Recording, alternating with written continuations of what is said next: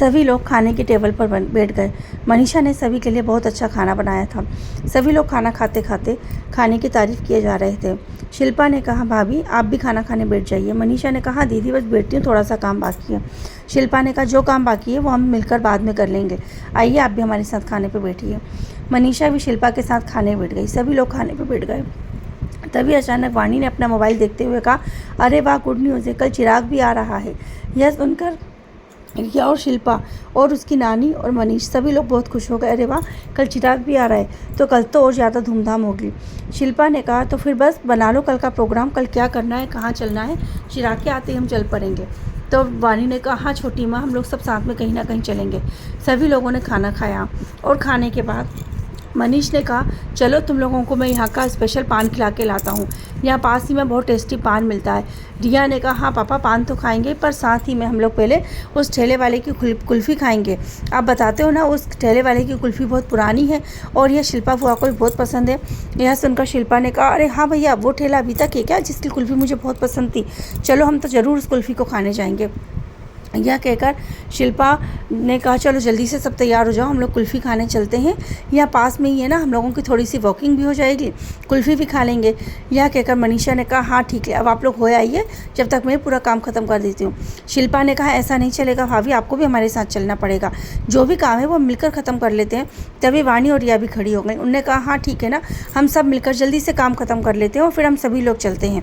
तभी शिल्पा की माँ ने कहा, ठीक है बाबा, तुम लोग जाओ, जब तक मैं सोने की तैयारी कर लेती हूँ।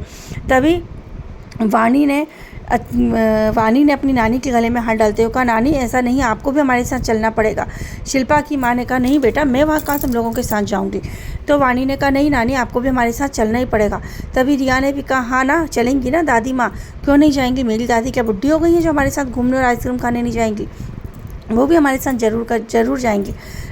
बच्चों की जिद के कारण शिल्पा की माँ को झुकना ही पड़ा। सभी लोग टहलते हुए आइसक्रीम खाने चले गए। आइसक्रीम खाते खाते सभी लोग बहुत ज़्यादा हंसी मजाक करने लगे। शिल्पा अपनी पूरी फैमिली को इस तरह हंसते हुए खेलते हुए देखकर बहुत खुश थी। मनीष भी उन लोगों को देखकर बहुत खुश था, पर मनीष के मन में भी बहुत सारी बातें चल रही थी, उसे भी इन सारी गुत्थियों को सुलझाना था। रास्ते में आते समय शिल्पा ने देखा उसके फ़ोन पर राजेश का फ़ोन कंटिन्यू आ रहा था। जब से वो यहाँ आई थी वो राजेश से बात तक नहीं कर पाई थी और आज की बात के बारे में भी उसे सब कुछ बताना था, पर वो राजेश से कैसे बात करती, कब करती, उसे मौका ही नहीं मिला था। उसने सोचा वो रात को मैसेज करेगी। शिल्पा ने मैसेज कर राजेश को बता दिया कि अभी हम लोग बाहर हैं, मैं घर आकर आपसे बात करती हूँ डिटेल में। और राजेश ने यह भी बताया मैसेज में कि कल चिराग आ रहा है, उसका सारा काम हो गया है। शिल्पा ने कहा, मुझे आज पता चला, बहुत अच्छी बात है। इस तरह दोनों की मैसेज में थोड़ी सी बातें हुई। उसके बाद सभी लोग घर आ गए। घर आने के बाद यह तय हुआ कि रिया वाणी के साथ वाणी के कमरे में सोएगी और शिल्पा और रागिनी दोनों बहनों का पुराना कमरा था। शिल्पा जब भी मायके आती थी उसी कमरे में आकर सोती थी, उसी कमरे में रहती थी।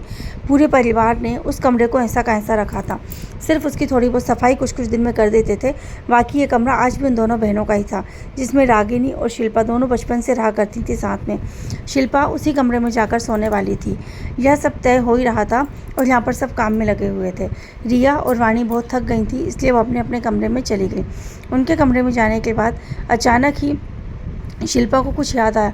शिल्पा ने कहा, अरे भैया, हम तो एक बात भूल ही गए, मुझे टेंशन हो रहा है, ये लोग अकेले रूम में सोने चले गए हैं और आपको तो मैंने बताया ही था ना, वाणी कई बार नींद में चलती है और नींद में चलते हुए कई बार वो घर से बाहर भी चली गई है।